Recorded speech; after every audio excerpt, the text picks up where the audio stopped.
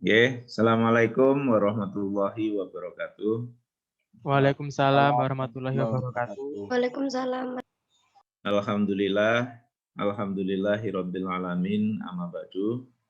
Pada Bu Ruli yang kami hormati, selaku tim dalam mata kuliah KWU pada Prodi Pendidikan Sejarah, kepada adik-adik mahasiswa yang berbahagia, insya Allah ini adalah kelanjutan dari meeting yang pertama kemarin, di mana kita sudah mulai masuk ya pada pembicaraan definisi tentang wirausaha sekarang. Jadi kalau yang pertemuan kemarin itu masih memberikan ilustrasi tentang Universitas Jember, termasuk visi misi Universitas Jember yang dikaitkan dengan semangatnya ya untuk menjadikan lulusannya itu capaiannya juga memiliki kompetensi dalam bidang kewirausahaan. Artinya semua mahasiswa UNED itu ada mata kuliah KWU. Jadi termasuk juga sejarah ya. Jadi sejarah juga ada mata kuliah KWU yang harapannya adalah nanti lulusannya di samping memiliki kompetensi dalam bidang keguruan juga memiliki alternatif untuk bisa bekerja di sektor-sektor lembaga finance ya atau di perusahaan ya atau menjadi wirausaha. Jadi banyak pilihan-pilihan. Nah, ini yang terkait dengan wirausaha ini memang didesain, artinya tidak semua iya, tapi memberikan pilihan-pilihan ya. Jadi bagi yang menginginkan nanti mereka menjadi wirausaha, diberikan ruang atau diberikan pilihan atau opsi ya, diberikan opsi dan ada salurannya. Jadi yang jelas bagi adik-adik yang berminat, mudah-mudahan juga mayoritas memiliki minat ini karena memang ke depan itu ketika terjadi kemarin itu surplus demografi ya, bonus demografi ya, penduduk yang banyak ini di Indonesia itu akan melimpah yang namanya bonus demografi. Yang selanjutnya dari bonus demografi itulah yang akan menentukan masa depan kita. Nah, artinya kalau kita dalam era bonus demografi, kemudian mentalitasnya masih mengandalkan mentalitas sebagai pegawai atau mentalitas amtenar ya, atau sebagai priai, ya, itu berarti akan ada keterbatasan, ada jalan buntu di situ bagi generasi muda karena surplus demografi tadi, sehingga surplus yang lainnya itu yang mengisi di sektor-sektor pemerintahan, di sektor PNS dan sektor-sektor formal itu memang ada tapi hanya sebagian kecil.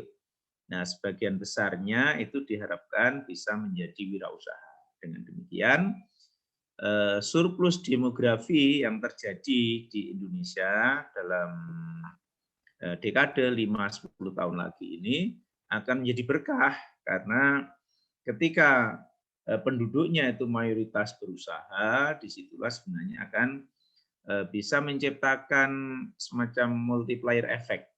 Jadi efeknya bagi mungkin tingkat pendidikan yang lebih rendah yang lainnya itu bisa menjadi bagian dari usaha kita atau bisa menjadi tenaga kerja kita. Jadi kita tidak lagi mencari pekerjaan, tapi sedapat mungkin bisa menciptakan pekerjaan. Seberapa besar ya? Nah, kalau UKM kan atau UMKM kemarin antara 5 sampai 9 atau 10 tenaga kerja. Kalau satu orang menciptakan 10 tenaga kerja kan sudah lumayan kan itu ya. Seperti di negara-negara maju ya, itu ternyata juga demikian polanya. Jadi sebagai wirausahanya itu adalah yang berpendidikan tinggi dalam arti S1 ya. Kemudian sebagai tenaga kerjanya yaitu D3, SMK atau SMA itu ya.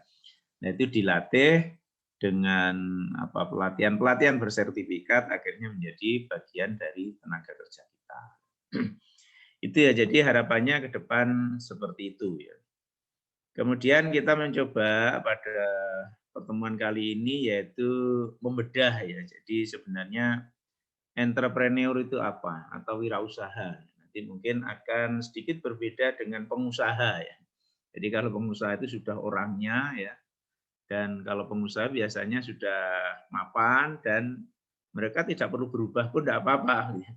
Tapi kalau entrepreneur atau wirausaha itu selalu berubah, selalu ada kreativiti dan inovatifnya itu muncul di sana. Jadi secara harfiah, wira itu berarti berani dan usaha itu berusaha atau daya upaya. Jadi wirausaha itu ya kemampuan atau keberanian ya. Yang dimiliki seseorang untuk melihat ya dan menilai peluang. Nah, ini yang penting termasuk di dalamnya adalah peluang bisnis ya. Untuk mengambil tindakan yang tepat dalam rangka meraih kesuksesan. Mungkin saya akan sedikit bercerita di sini, di mana ini ada risiko ya. Jadi keberanian termasuk di dalamnya ini adalah keberanian mengambil risiko. Ya. Karena dalam risiko itu ada peluang atau bisa juga sebaliknya. Dalam peluang itu ada risiko. Ya. Jadi kami menjadi ingat ketika tahun 2012 ya. Oke. Tahun 2012 kami kebetulan punya teman gitu yang menjadi salah satu komisaris ya atau kemudian menjadi direksi ya. Direksi dari sebuah perusahaan asuransi. Nah, itu kerjasamanya dengan Bank Jatim sebagai captive marketnya atau ya sebagai segmen yang paling sudah menjadi pelanggannya ya istilahnya ya. Jadi kreditur Bank Jatim atau orang yang mengajukan kredit ke Bank Jatim ya, termasuk PNS itu ya, itu di semuanya harus diasuransikan. Sekarang wajib diasuransikan. Kemudian teman kami itu kemudian kita ngomong-ngomong dan akhirnya menawari Pak Sugidin kalau mau buka kantor pemasar di Jember. Nah, daripada ini kan nasional ya, jadi sudah dari Jakarta. Jember kemudian membawai 6 kabupaten kota, yaitu Lumajang, Jember, Bondowoso, Situbondo, Keraksan, dan Banyuwangi. Nah, akhirnya saya berani ya, jadi saya memberanikan diri untuk mengelola itu. Ya, mengelola sebuah perusahaan asuransi namanya Askrida. Anda mungkin nanti bisa buka-buka ya, artinya buka di internet ya Askrida ya, di situ asuransi kerugian daerah. Nah, itu kami sebagai kantor pemasar atau membuka kantor pemasar di Jember. Ini kan juga kami berani ya karena kami menganggap ini adalah peluang dan sudah ada captive market. Nah, kemudian kami mencari ruko untuk kita jadikan kantornya, kita kontrak di situ ya. Nah, kemudian ada semacam profit sharing, ya, sharing keuntungan di situ. Dan ini kita ambil itu, risiko itu dan di situ ada peluang. Dan alhamdulillah ya, dari tahun 2012 sampai tahun 2021 ini terus berjalan. Dan pertumbuhan produksinya alhamdulillah juga terus meningkat. Gitu. Ini kami kelola dengan istri. Gitu.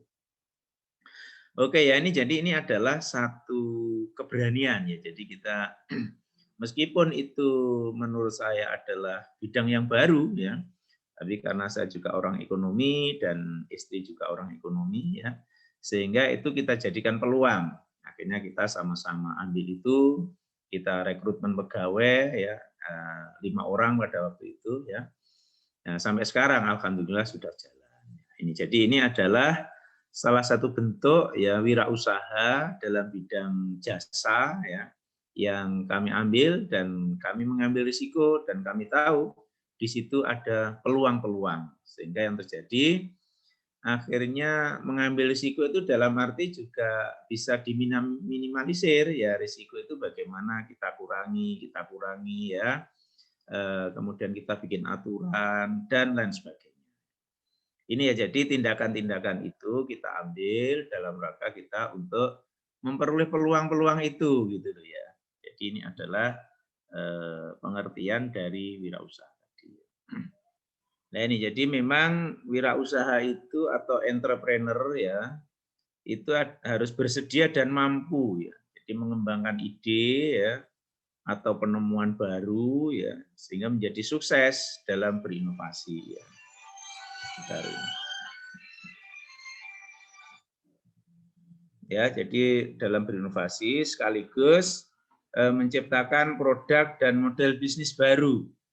Nah, jadi ini harus ada model ya. Jadi kita kalau saya memang itu karena ya kami juga harus mengajar ya di perguruan tinggi sehingga bentuknya memang harus berkolaborasi.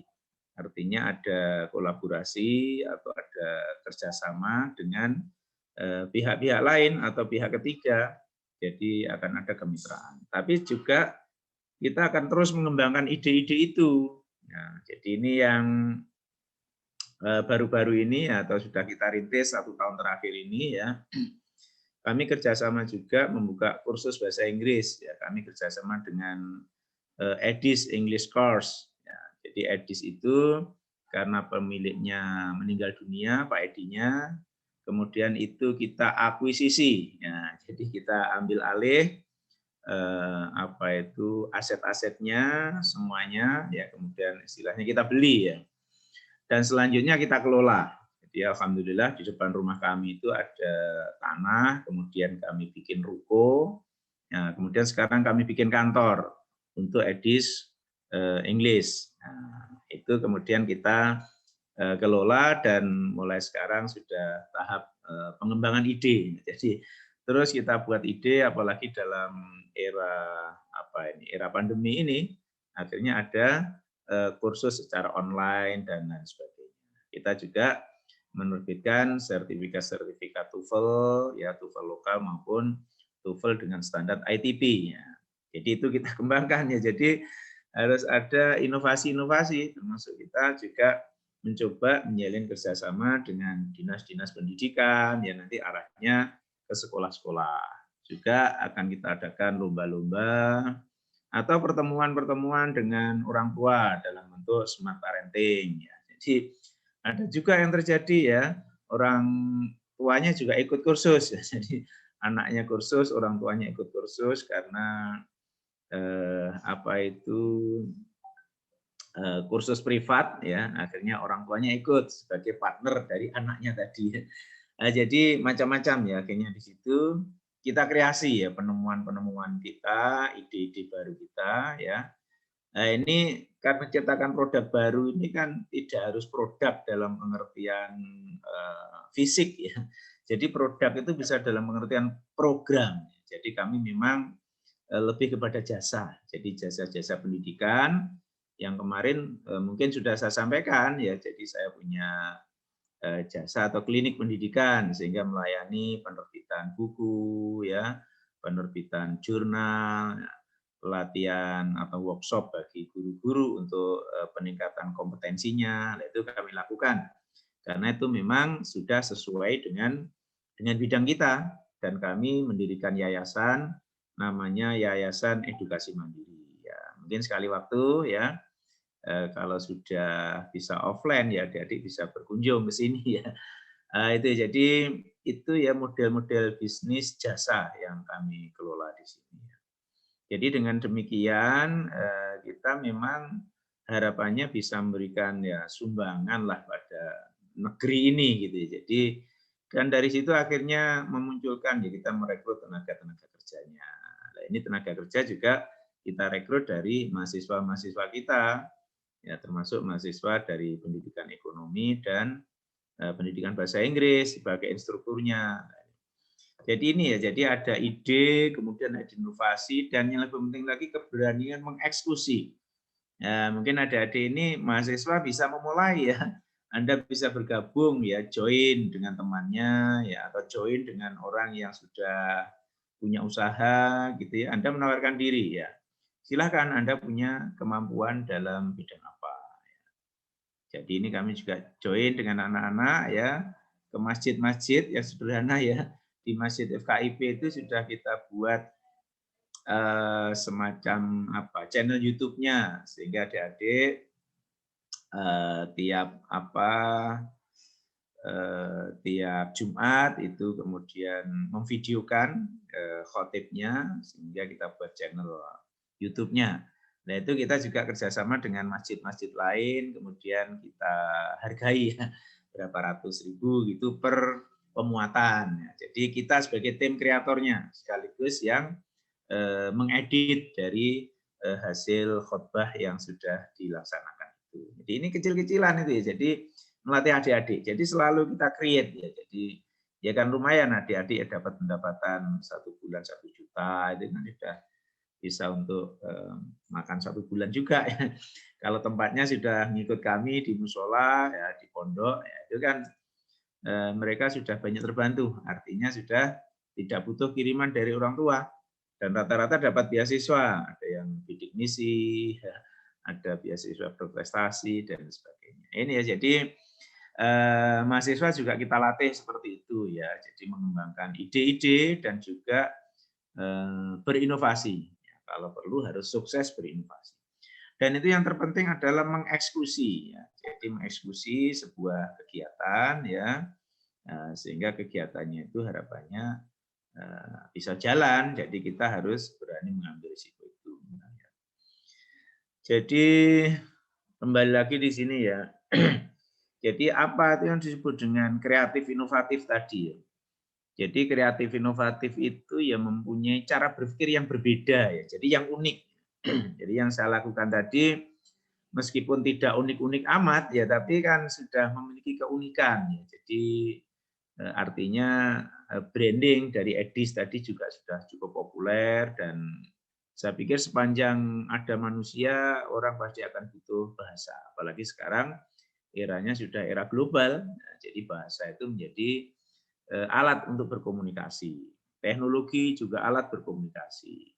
Tadi publikasi juga sekarang sudah menjadi kebutuhan ya bagi guru, dosen itu bahkan kebutuhan primer itu alat komunikasi seperti itu. Ini ya jadi itu. Kemudian ternyata tadi asuransi juga kebutuhan karena orang kredit itu ternyata juga sangat tinggi ya sekarang orang kebutuhan kredit. Jadi pada masyarakat yang berkembang itu pertumbuhan kredit juga berkembang. Nah, karena tidak semata-mata hanya untuk kebutuhan konsumsi ya. Jadi orang sekarang itu kalau punya gaji tetap itu sudah berpikirnya investasi. Nah, jadi misalkan dia punya gaji 8 juta, nah, yang 5 juta itu akan segera diambil dan diinvestasikan. Ya, jadi kalau di daerah-daerah pedesaan, misalkan di Banyuwangi sana ya, mereka akan langsung ambil kredit, misalkan 300 juta untuk beli sawah. Nah, lumayan kan dapat 0,5 hektar. Misalnya. Nah, itu sawah itu dikelola. Akhirnya hasil dari pengelolaan sawah itu akan bisa digunakan untuk mengatur kreditnya. Atau kreditnya bisa diambil dari gajinya, kemudian kebutuhan sehari-harinya itu diambil dari hasil sawahnya.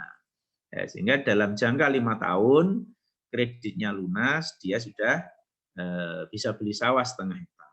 Jadi ini ya, jadi ini adalah hitung-hitungannya. Jadi kalau secara ekonomi ya, masyarakat itu semakin maju, pertumbuhan kredit juga semakin maju. Pertumbuhan kredit semakin maju, pertumbuhan asuransi juga semakin maju. Hanya sesederhana itu ya konsep berpikir kami. Nah, jadi oke ya, jadi itu berbeda. Nah, jadi ketika orang berpikir atau belum berpikir, kita sudah bertindak. Ya, jadi itu yang harus berbeda, harus unik tadi ya. Kemudian kemampuan kreatif dan inovatif ya, yang tadi sudah saya sampaikan. Jadi ini nanti akan terus ya kita create ya.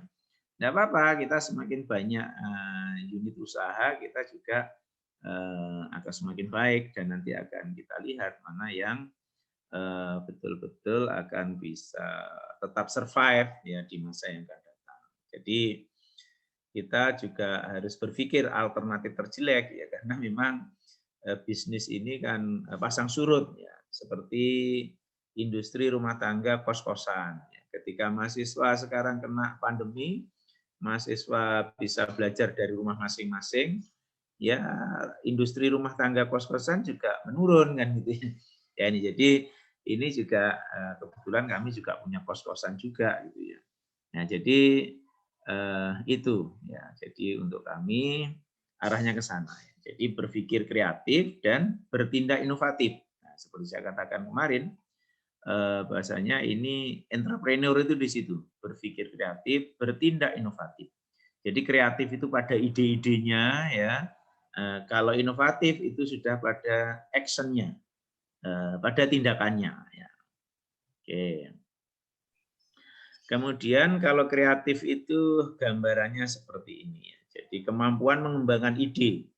Jadi ide pun juga harus dikembangkan. Kita juga harus punya pikiran-pikiran. Kemudian kalau perlu dicatat ya pikiran-pikiran. Jadi kita punya semacam diary gitu ya, buku catatan hariannya ya. Kemudian di situ apa ide-ide kita? Ya, ide dan mungkin ada cara-cara baru ya memecahkan masalah dan menemukan peluang ya, thinking new things ya. Jadi berpikir tentang sesuatu yang baru. Dan ini yang sekarang sedang akan kita mulai ya, ini saya juga akan bercerita pengalaman. Jadi ini bukan pamer ya, hanya pengalaman saja ya.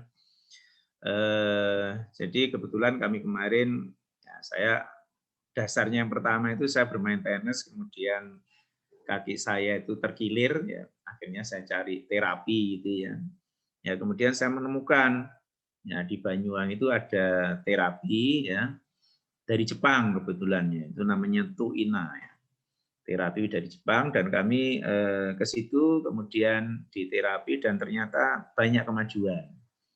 Nah, karena kita punya pemikiran bahwasanya kita sebagai orang entrepreneur ya, akhirnya kami menawarkan, Mas, apakah tidak memungkinkan di Banyuwangi ini kan masyarakatnya masih ini di pedesaan sampean ya. Kemudian kalau di Jember itu kan sudah kota. Apakah tidak mungkin kita buka semacam cabang di Jember gitu ya. Nah, akhirnya ternyata direspon positif. Oh iya Pak, kami memang sedang berpikir untuk pengembangan di Jember karena ternyata pelanggannya itu banyak yang dari Lumajang, Probolinggo, Bondowoso, Kalisat ya, ya di daerah-daerah barat. Kalau di Jember kan lebih dekat. Ya sudah gini aja. Kalau memang di Jember mungkin tidak usah setiap hari. Ya, jadi misalkan seminggu ada 7 hari, sampean yang 5 hari tetap di Banyuwangi, yang 2 hari saja di Jember. Akhirnya sepakat dengan cara-cara berpikir saya seperti itu. Jadi di Banyuwangi tetap ditangani, nah, sehingga memang dibuka 5 hari saja dengan asumsi nanti orang akan menunggu, yang 2 hari itu menunggu. Di Jember juga begitu, dibuka 2 hari saja sehingga yang 5 hari mereka ada kesempatan menunggu. Jadi pasien atau pelanggan itu bisa datang sesuai dengan jam yang sudah ditentukan itu.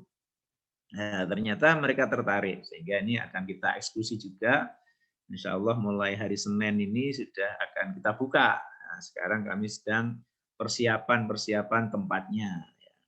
Itu juga di rumah kami ya, kita coba seperti itu. Jadi rumah juga sekaligus sebagai bisnis center ya. Anda bisa datang ke sini ya. Mungkin mulai hari Senin ya. Jadi kalau punya keluhan silahkan ya. Tapi tidak ada yang misalkan yang cowok Pak bagaimana memikat cewek di sini, nggak ada itu. Ini keluhan secara fisik di sini. Ini juga jasa itu ya. Nah, jadi saya pikir menarik akhirnya kita kolaborasikan dengan ini anak yang dari Banyuwangi masih muda sekali. Karena dia meskipun muda sudah pengalaman praktek di Jepang karena pernah dibawa oleh turis Jepang ke sana, kemudian disekolahkan untuk terapis seperti itu. Nah, dan ini juga saya pikir peluang yang bagus karena ini kan unik ya.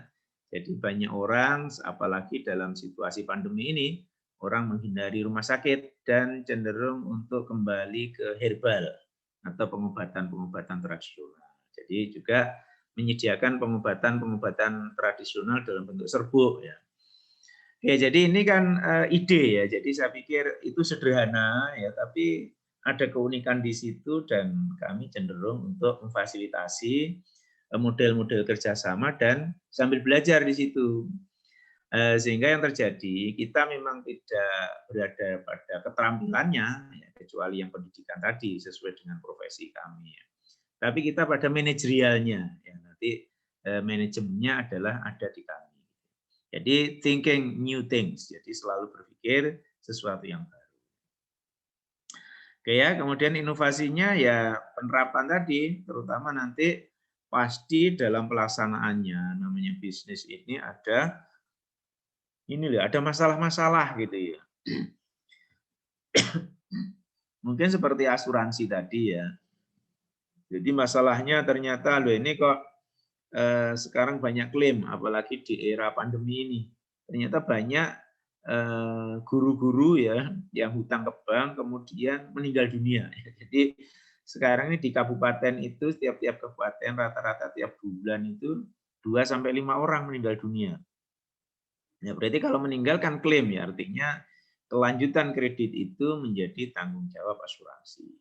Akhirnya kita identifikasi, kita kenali yang meninggal itu karena apa ya. Nah, ternyata ada beberapa yang meninggal karena obesitas, ya. Jadi kebanyakan gizi ya mungkin ya, atau kebanyakan lemak ya yang jelas ya. Jadi karena kebanyakan lemak, kemudian mereka sesak nafas atau jantung ya karena memacu itu kan terlalu berat kalau terlalu gemuk ya. Mungkin di sini ada yang obesitas, ya. Tolong segera diet ya. Nah, jadi diet itu yang jelas baik sekali, terutama untuk membuang lemak-lemaknya atau menghancurkan lemak-lemaknya. Ya. Itu ternyata kemudian kita bikin aturan, aturan baru, syarat orang yang mengajukan kredit bobotnya tidak boleh dari 78 kilo. Nah, jadi kalau ada orang itu mau mengajukan kredit, berat badannya itu lebih dari 78 kilo, itu ditolak. Nah, karena orang yang obesitas lebih dari 78 kilo itu dianggap rentan terhadap penyakit dan rentan untuk meninggal dunia. Jadi ini kan masalah ya. Jadi bagaimana memecahkan masalah-masalah itu sehingga bisa kita eliminir. Nah, termasuk juga ini kok sering ya kita mengcover kredit dengan Pemda ya, itu kan pasar biasanya, pasar-pasar daerah. Jadi pasar-pasar itu kalau sudah jelek itu tiba-tiba kebakaran. Nah, ini kan disinyalir kan di situ ada kesengajaan ya supaya nanti akan dibangun lagi supaya dapat ganti rugi klaim tetap diasuransikan tapi nanti dibakar ya. Jadi ya siapa sajalah bisa disuruh membakar. Jadi kita juga dari situ tidak bodoh gitu ya. Akhirnya kita membatasi. Jadi pasar-pasar yang bangunannya itu usianya sudah di atas 20 tahun itu juga tidak bisa diajukan kredit. Jadi yang diajukan kredit harus pasar yang masih bagus, ya paling enggak maksimal 20 tahun. Ini adalah doing new things. Jadi dari pengalaman-pengalaman itu akhirnya kita bisa menghindari ya. Oke, jadi banyak sekali ya pengalaman-pengalaman yang pernah saya lakukan, termasuk juga tadi pengalaman-pengalaman buruk ya tentunya masalah ya yang kita harapkan kita ini akan selalu belajar dari masalah. Jadi kita dewasa, kita berpengalaman itu karena ada masalah. Oke, ide ya. Jadi ide itu memang yang baru dan berbeda. Tapi di situ kan ada dua, ya. Jadi ada yang asli dan ada yang imitasi atau meniru. Termasuk tadi ketika kita berkolaborasi itu sebenarnya kan meniru ya. Oh di sana ada, saya ingin membuat yang di sini. Ya. Model franchise itu kan meniru sebenarnya ya. Tapi kan dari situ sekarang diperbolehkan ya. Jadi bahkan ada undang-undangnya yang meniru seperti itu ternyata diperbolehkan. Oke ya, jadi ini adalah gambaran bahwasanya kreativitas yang kita angkat dari ide itu adalah sah ya, dan itu diperbolehkan karena di situ ada profit sharing, jadi ada pembagian keuntungan. Ya, bisa 50-50 ya. Bisa variasi ya, bisa kita juga yang 30%, sana yang 70%, ya nanti tergantung bagaimana lah mekanismenya. Seperti ketika di kampus itu kami juga mengelola sebelum pandemi kemarin, yaitu kantin mahasiswa, yaitu juga dikelola. Jadi kita cukup ambil 8%, misalkan fakultas, itu ke fakultas ya. Tapi itu dari kotornya, sehingga 8% dari kotor diambil fakultas. Sehingga setiap hari kita store kepada industri kuliner yang ada di sana. Ada beberapa industri kuliner yang ada di fakultas, kemudian kita yang mengkoordinasi, yang manajemen, kemudian kita ambil 80%, yang 92% kita serahkan kepada mereka selaku pihak yang kita ajak bersama. Ya, untuk mengembangkan berpikir kreatif, yaitu ada beberapa cara. Ya. Oke, salah satunya adalah memiliki mimpi. Nah, jadi kita harus punya mimpi. Jadi mimpi itu kalau diterjemahkan ya visi misi lah. Jadi, misi kita itu mau kemana? Ya. Jadi kita harus punya mimpi. Ya mimpinya bisa oke lah, sukses secara pribadi juga boleh. Mimpi kemudian kalau saya sudah kaya saya akan bikin semacam foundation juga boleh ya. Jadi mimpi itu tergantung pada apa yang kita inginkan, apa yang kita cita-citakan di masa depan itu seperti apa. Sehingga ya sebaiknya ada CSR-nya lah. Jadi ada, kalau dalam bahasa agama itu ya ada zakatnya ya, ada sodakohnya atau ada infaknya.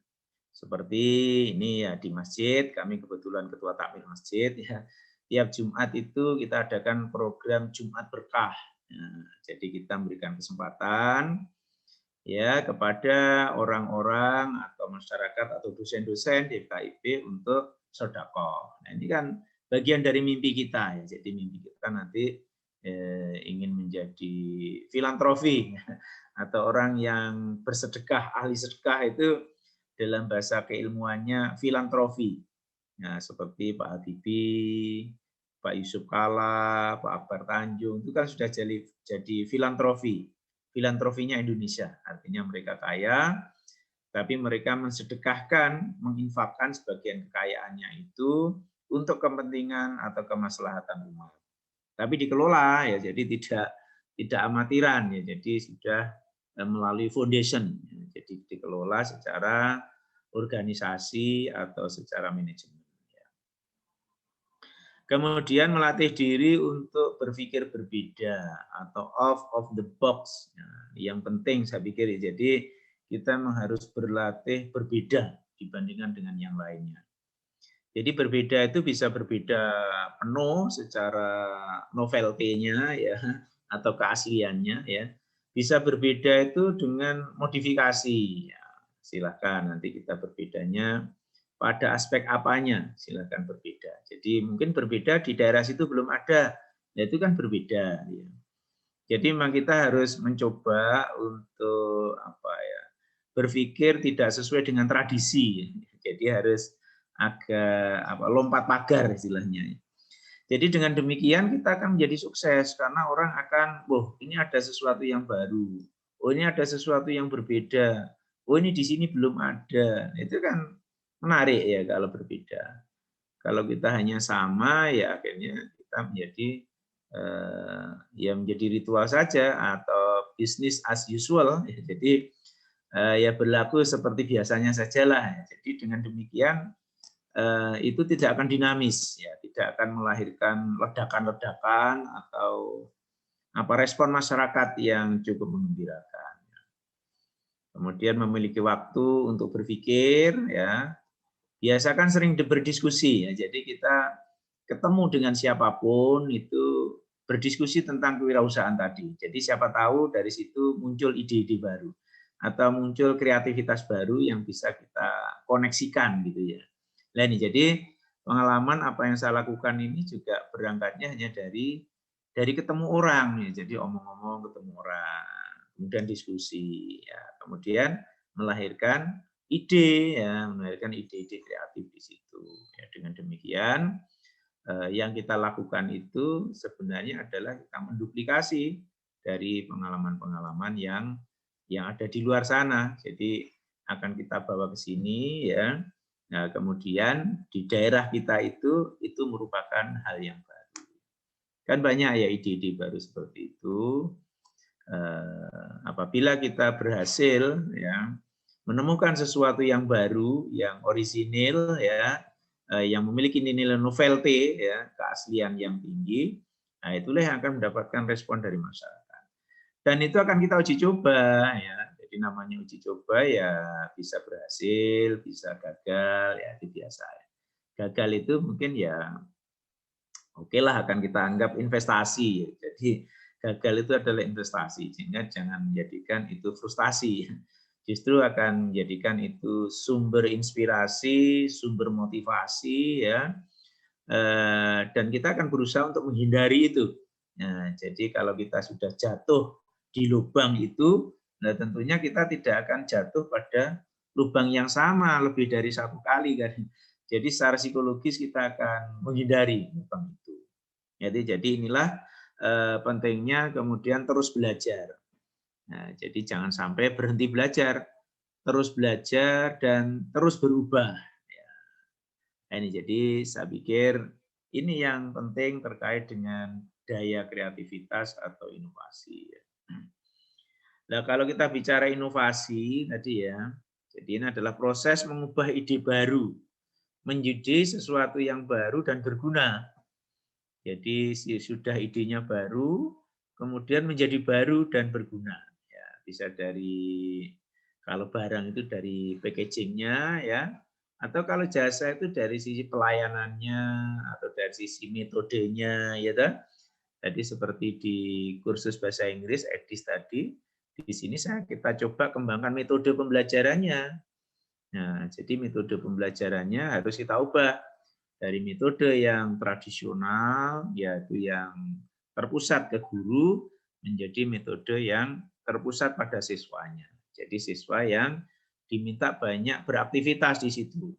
Ya, mungkin guru hanya memberikan stimulasi saja, memberikan tema-tema besarnya, kemudian siswa diminta untuk berkreatif sendiri. Silakan dikembangkan sendiri. Misalkan mengenal barang-barang baru, new things ya, yang ada di lingkunganmu. Silakan dikreasi.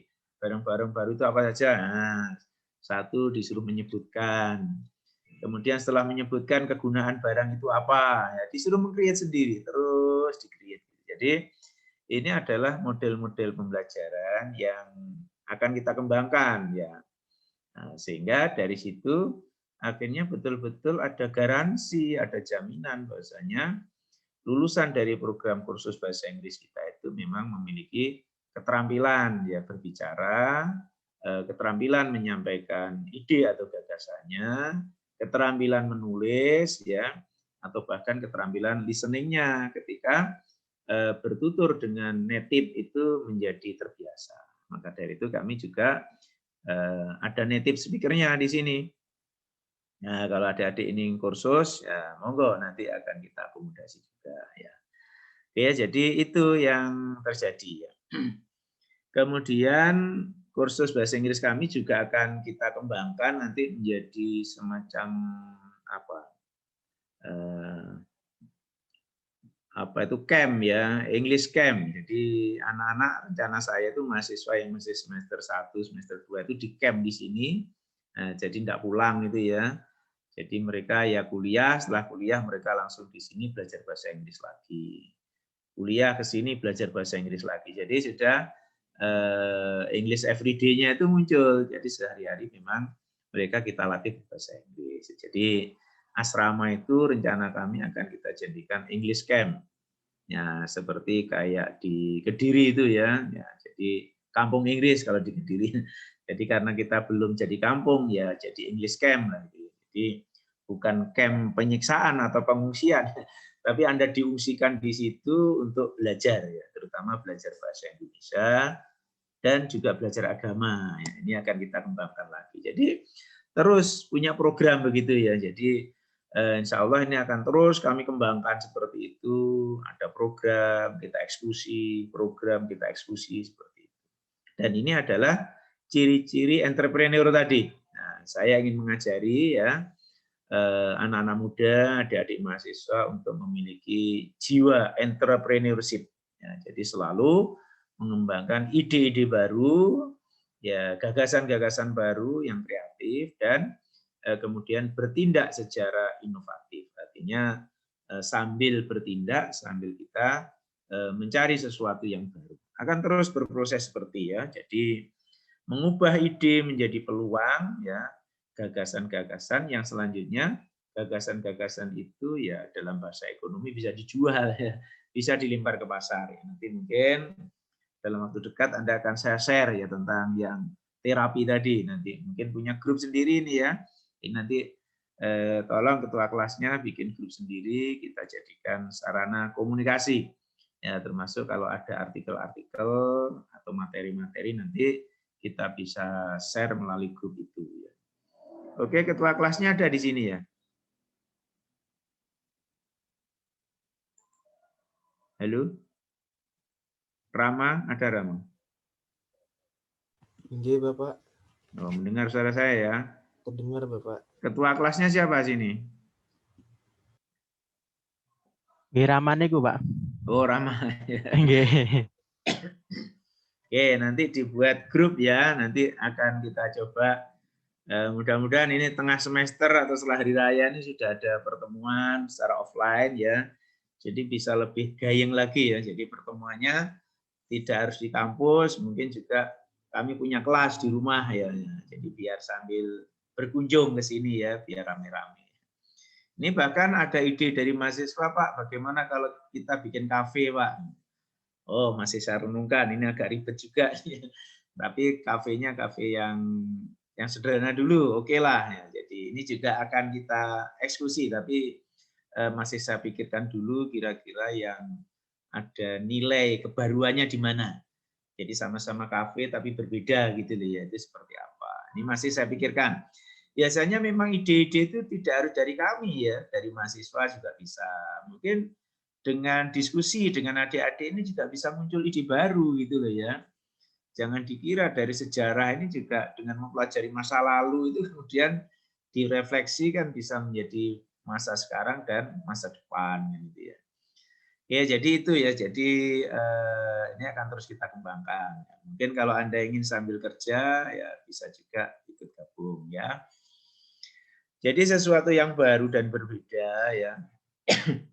Itu adalah value added ya. Jadi nilai tambahnya dalam istilah ekonomi. Jadi nilai ekonomi itu ada disebut sebagai nilai tambah atau value added, atau dalam psikologi itu namanya itu generate ya, mengenerate ya.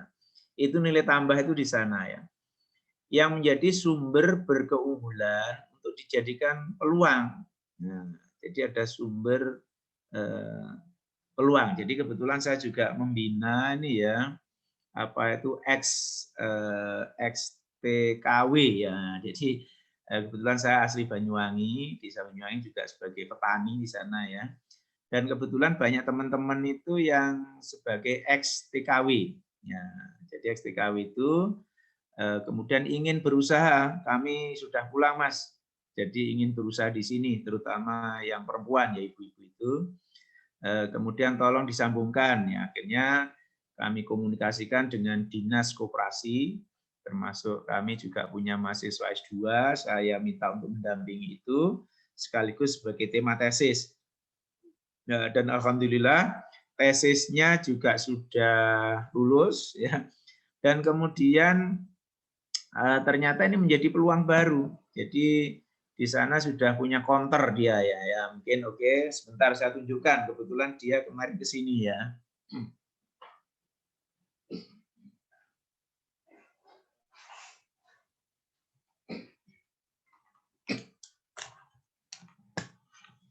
Nah, saya belum sempat memfoto, baru ingat ini tadi ya. Jadi mungkin saya tunjukkan produknya ini ya. Nah, jadi ini produknya. Nah, ini keripik apa ini? Nah, ini keripik pisang. Nah, ini produknya. Terlihat enak banget, Pak. Ya. Halo, kelihatan, Mas? Nggih, Pak. Kelihatan enak banget, Pak. Nah, ini keripik pisangnya ya. Nah, ini keripik pisang. Ini kami juga nanam pisang sekarang di sawah-sawah nanam pisang. Juga saya juga nanam naga ya. Akhirnya kami olah seperti ini. Ya, ini kemarin diantar ke sini ya. Ini dodol naga. Ini jadi sudah ada, kalau dulu itu masih plastikan bungkusnya. Nah, sekarang kami sudah kerjasama ya dengan dinas koperasi dan ini anak-anak muda ternyata di dinas koperasi itu. Dan ini juga masuk dalam konsep destinasi wisata kuliner di Banyuwangi. Jadi Banyuwangi mengadakan festival kuliner, festival yang 102 jenis produk festival kemarin, ya termasuk salah satunya kuliner ini. Nah, pusat oleh-oleh ini kerjasamanya juga dengan Pok Darwis, kelompok sadar wisata. Kebetulan saya juga meneliti tentang pariwisata di Banyuwangi gitu loh ya. Oke ya. Ini yang kemudian Sali Pisang juga ada ya. Ini Sali Pisang ya. Sali Pisang ya. Ini juga dari Banyuwangi. Banyak sekali produk-produknya ya.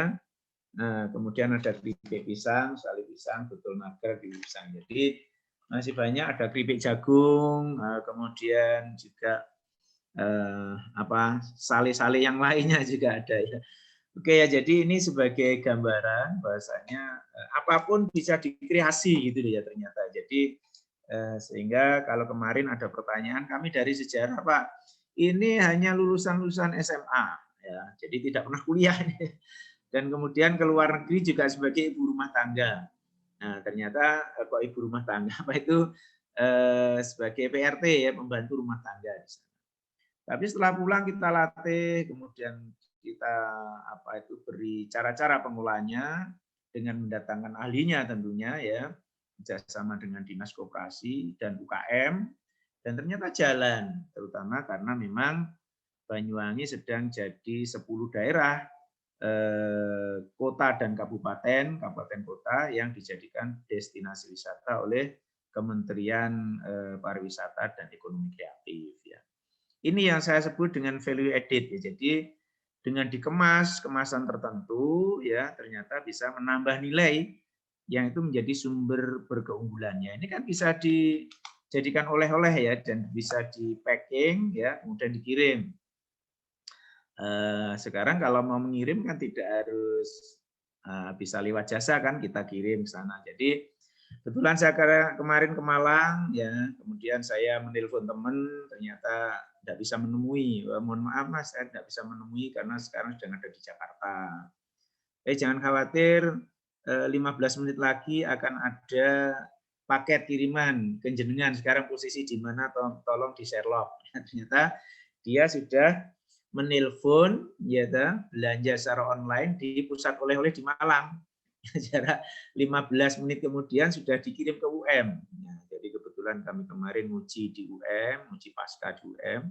Nah, ternyata 15 menit kemudian sudah diberikan oleh-oleh dari Malang oleh teman saya yang ada di Jakarta. Jadi sekarang ini kan luar biasa ya, istilahnya manusia tidak harus bergerak kemana-mana, tapi message-nya itu sudah tersampaikan, pesannya tersampaikan.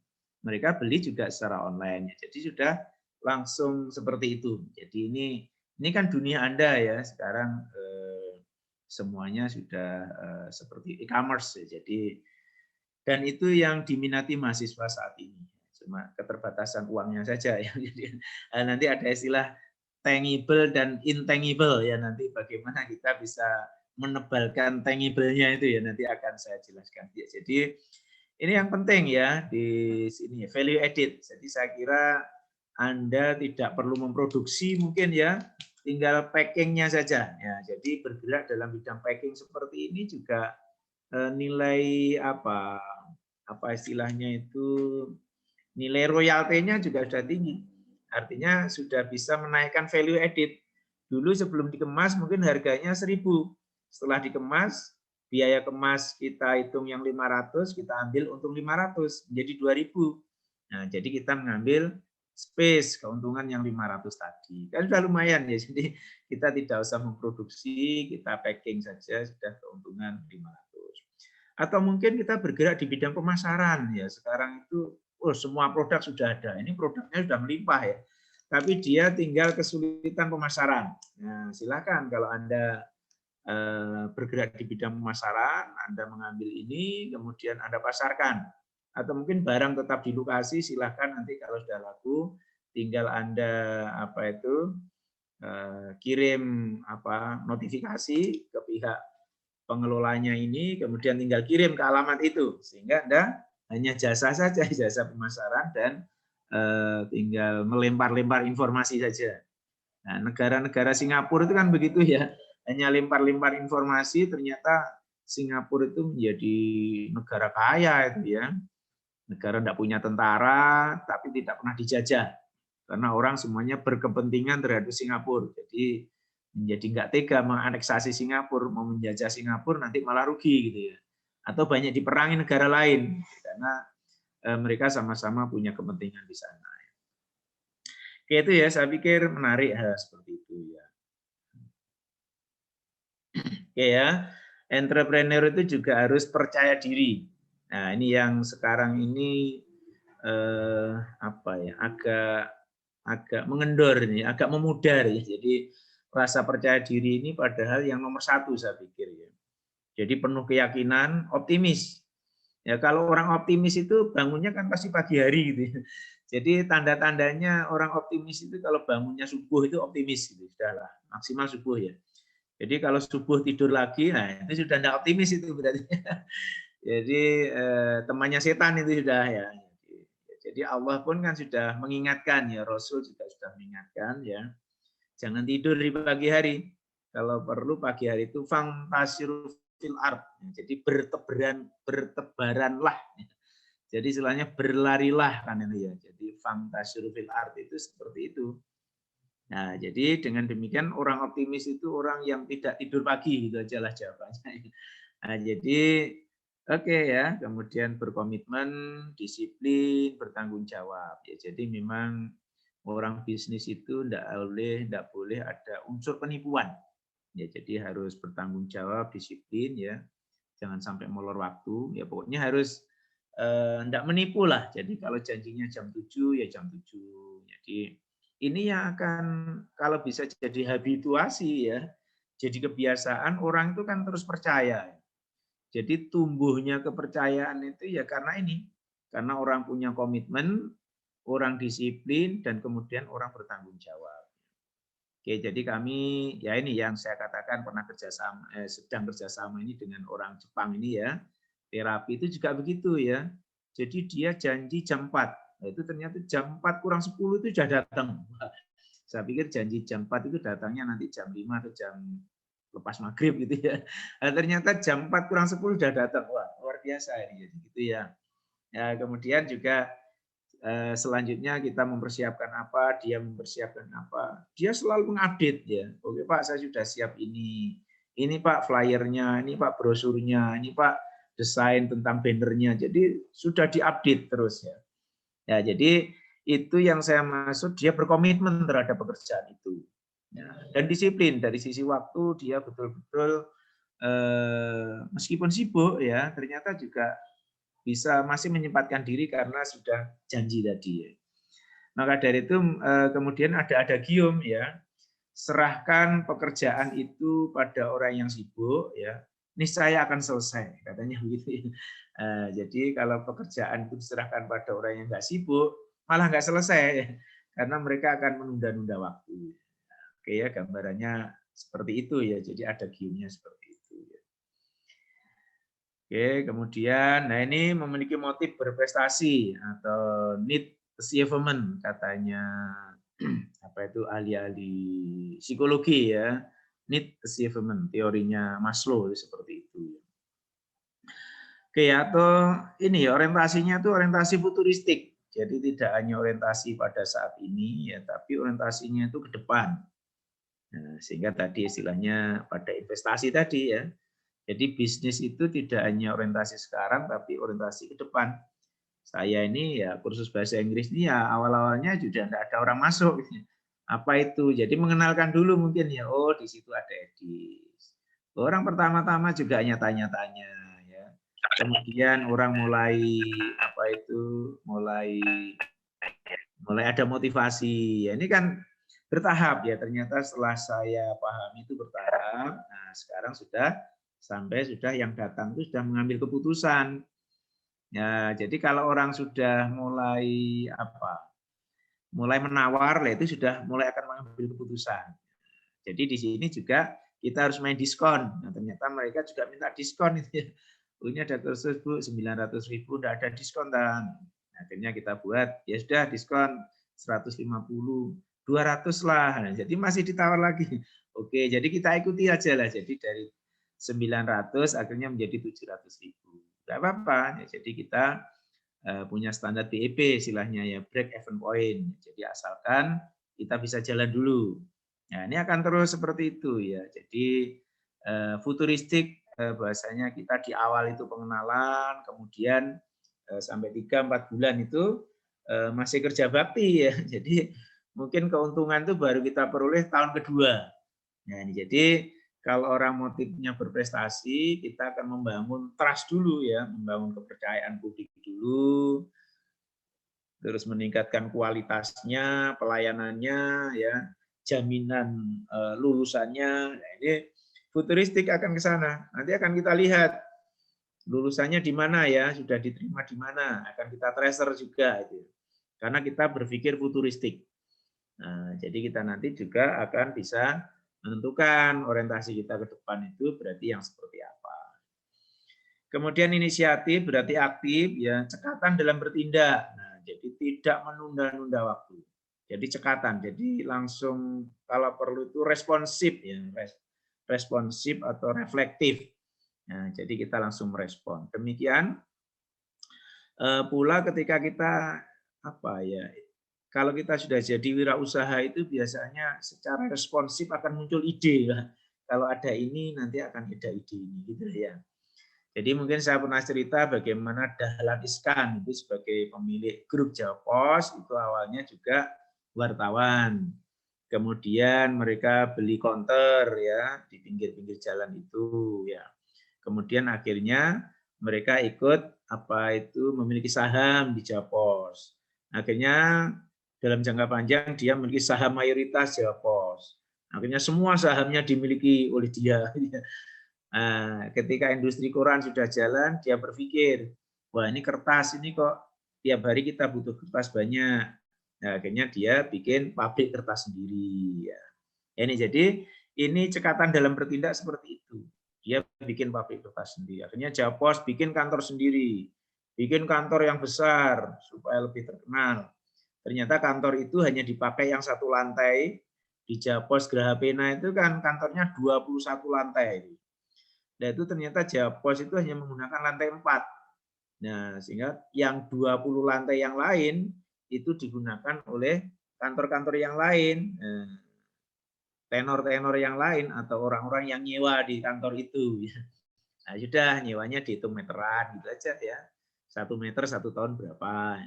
Oke, jadi seperti itu. Nah, jadi akhirnya ya menjadi menggurita bisnisnya ya, menggurita bisnisnya.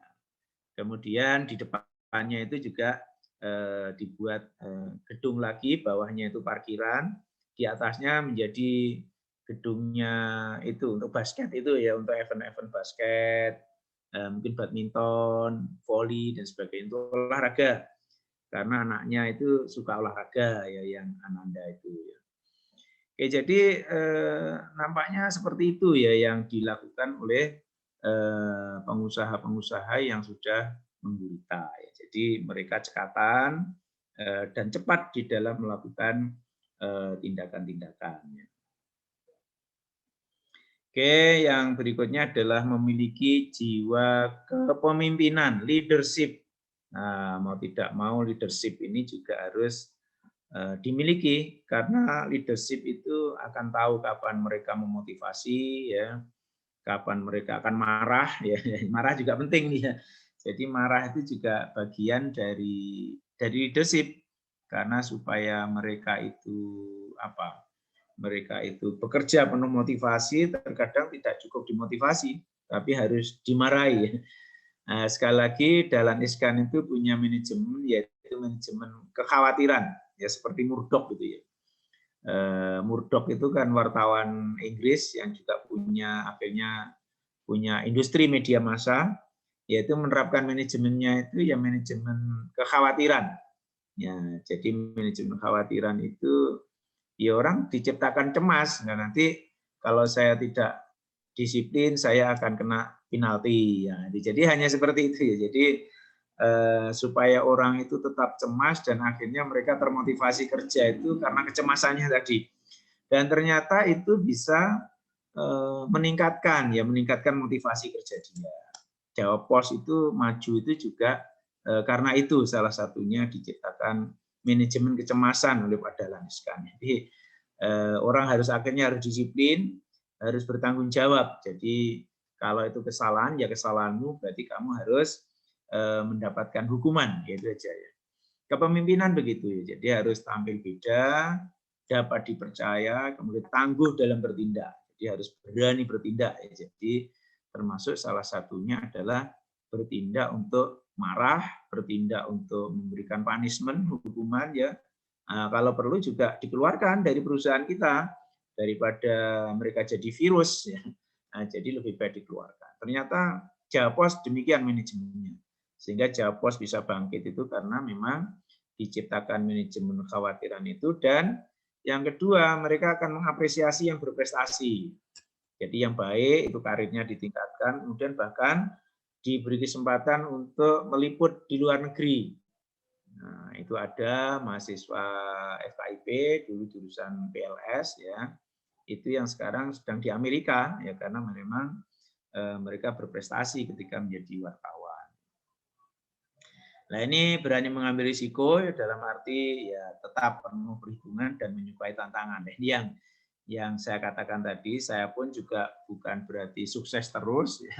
Akan tetapi juga ada gagalnya atau bahkan sering gagal juga gitu ya.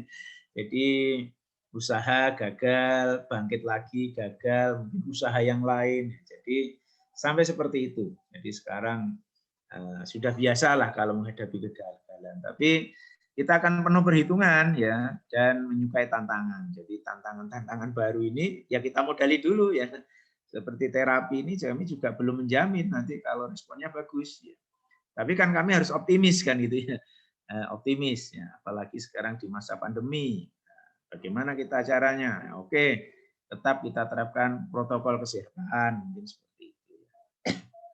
Tapi kan orang sakit itu biasanya kan selalu mencari obat gitu ya. Dan orang yang ditakuti itu kan ada dua hal ya, takut anaknya bodoh dan takut mati. Orang sekarang kan begitu. Nah, berarti kalau sakit itu kan pasti akan diobati ya, dengan harga berapapun. Ya. Gitu. Jadi ini seorang pengambil risiko. Oke, yang seperti tadi sudah kita singgung sedikit ya. Yang tangible tadi ya. Jadi modalnya itu memang harus punya uang ya. Kami ini juga semuanya modal ini ya, kita bikin ruko di depan ini ya minimal 200 juta gitu ya. Kemudian kemarin mengakuisisi edisnya itu ya 100 juta, nah, itu kan sudah 300 gitu ya. Kemudian beli infrastrukturnya, ruang kelas kita siapkan di belakang ya habis 500-600 juta lah kita modali. Ini kan tangible ya, jadi harus ada modal uang maupun barang. Nah, jadi sarana prasarana harus kita lengkapi. Ya. Jadi itu yang memang harus kerjasama dengan pemodal ya. Jadi tidak bisa kita kalau belum punya modal memang harus kerjasama. Artinya tidak punya modal itu bukan berarti kiamat ya. Jadi kalau belum punya modal ya itu harus mencari orang yang punya modal. Ya, ini maka dari itu seorang pengusaha di awal itu ya kemampuan berkomunikasi tadi. Nah, bagaimana kita berkomunikasi yang humble, kita berkomunikasi dengan orang lain sehingga orang lain percaya. Jadi mungkin tidak hanya dalam bentuk proposal usaha atau TOR itu ya, tidak hanya dalam bentuk company profile ya, profil usaha kita. Tapi kita harus juga ada orang yang mengenalkan ya. Misalkan seperti sampean ya, misalkan Ahmad Mirza datang ke kami, Pak Subidin tolong carikan pemuda, ya saya yang menjamin nama sampean itu kan itu ya. Oke, saya kemudian ada pemuda, Pak ini ada mahasiswa kami berpotensi bla bla bla bla bla bla, usahanya nampaknya juga prospektif. Kemudian saya sebagai jaminan nanti dia tidak akan lari gitu ya. Ya kalau lari pasti kita tembak dia kan gitu ya. Jadi ini harus ada yang pihak ketiga lah yang mengkomunikasikan itu. Gitu ya. Jadi mulai sekarang banyaklah mengenal orang-orang penting ya. Artinya orang penting ya orang yang punya modal atau punya capital dan orang yang memang pengusaha di situ ya.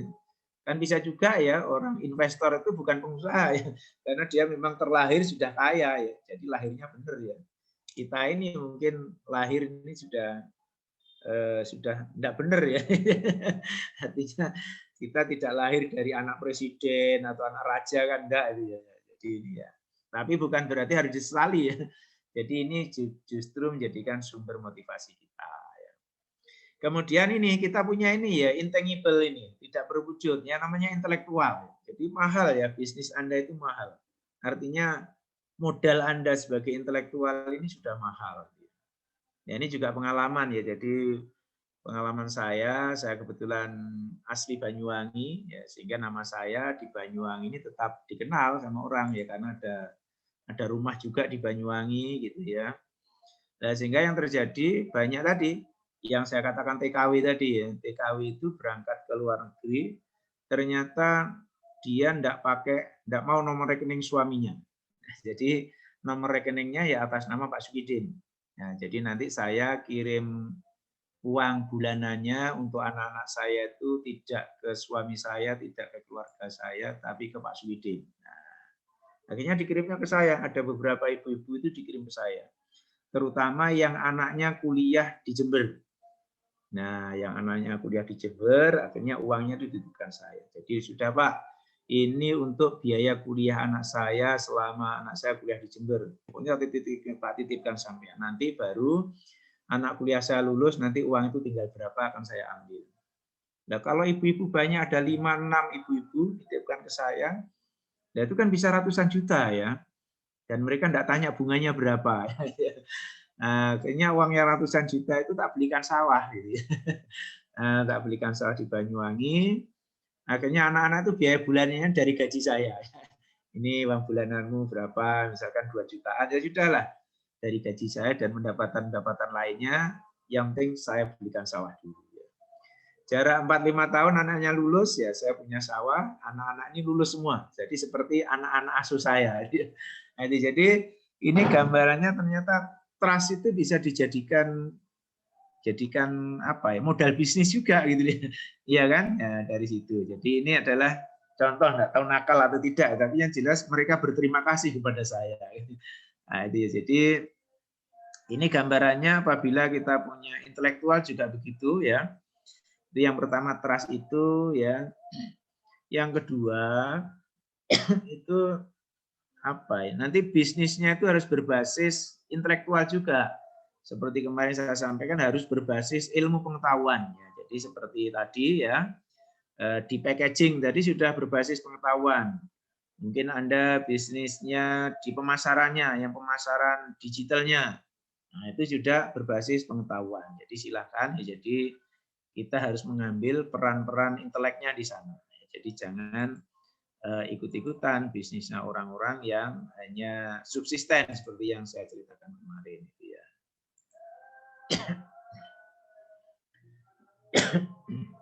Oke, ini mungkin sebagai motivasi saja yang terakhir ya. Jadi penulis buku motivasi ya, Mark Gunter itu mengkritik pendidikan di Amerika ya. Karena lulusannya itu pada tahun 70-an dulu itu hanya lulusan sanglaritis atau bermental antenar ya kalau di kita di sanglaristik gitu ya. Artinya mereka punya mental buruk, hanya ingin jadi pegawai ya, seperti tadi ya. Jadi pegawai negeri maupun swasta atau di sektor-sektor formal. Jadi kurang mampu menciptakan lapangan kerja sendiri. Nampaknya kasus ini di Amerika tahun 70-an, 80-an Amerika berarti sudah berubah. Nah, ternyata kasus ini di Indonesia masih terjadi sampai sekarang. Sehingga tujuan dari mata kuliah KWU ini ya agar kita itu hijrah ya. Jadi hijrah maksudnya hijrah mindset kita ya, hijrah mindset kita dari bermental sanglaristiknya, sanglaritis tadi atau sanglaristik ya, itu menjadi bermental entrepreneurship. Nah, jadi harapannya ke sana ya. Jadi dengan demikian nanti mahasiswa-mahasiswa atau lulusan Universitas Jember itu ya kalau bisa separuh lah 50% itu menjadi wirausaha. Ya, harapannya mereka akan bisa menciptakan lapangan kerja dan bonus demografi itu menjadi terselamatkan untuk masa-masa yang akan datang. Oke, saya kira itu. Ada satu pertanyaan mungkin? 5 menit bisa saya beri tambahan. Kalau belum ada, saya akhiri ya. Ini persiapan Jumatan nampaknya ya. Oke, adik-adik sekalian, ya mungkin untuk pertemuan kali ini saya akhiri sekian dan mudah-mudahan meskipun dalam suasana pandemi Anda tetap semangat kuliah dan sedapat mungkin mulai dipikirkan ya kira-kira bisnis apa yang akan saya lakukan dan Anda bisa melakukan uji coba. Berangkatlah dari hal yang sederhana yang dibutuhkan oleh masyarakat lingkungan Anda atau masyarakat yang berinteraksi dengan Anda. Nah, dari situlah Anda nanti akan bisa berkembang dan akan menemukan jati diri Anda, terutama jati diri dalam berwirausaha. Demikian saya akhiri. Assalamualaikum warahmatullahi wabarakatuh. Waalaikumsalam warahmatullahi Wabarakatuh. Terima kasih Bapak. Terima kasih Bapak. Oke, sama-sama. Terima kasih Pak Sekidin.